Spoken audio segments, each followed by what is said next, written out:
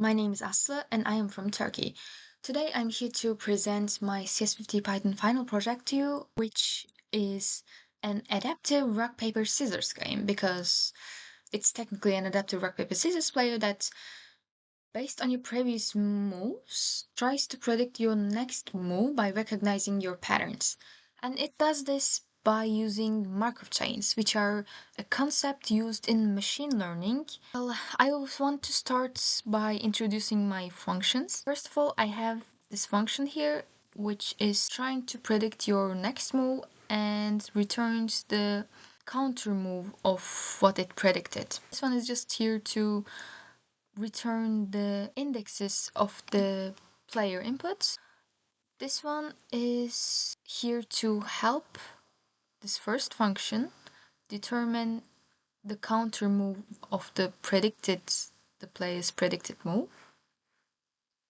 This one is here to determine the winner between the computer and the player.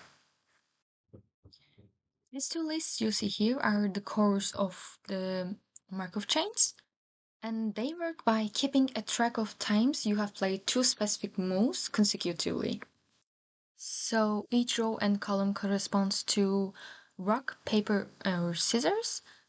So for example, this one here corresponds to the number of times that you have played rock and then paper. If I'm to play it, you will see that it easily catches the patterns of 2 or patterns of 3.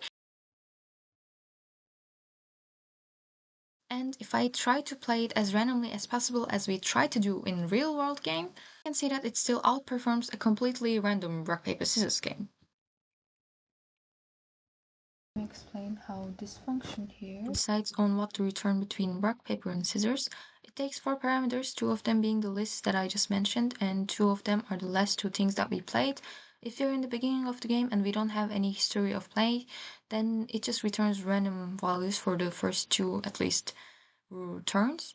The rest of the game, it decides between second order Markov chain and first order Markov chain, depending on how much value the second order has, because second order decides on its next move based on the 2 previous moves, but the first order decides with just the last one.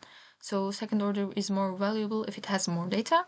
And if it doesn't have enough data to decide, then we don't trust this decision and we go with the first order. And the first order basically looks at the row that we had just played. So if our last move was rock, then it's going to look at the first list here and it's going to choose the maximum value between the values here.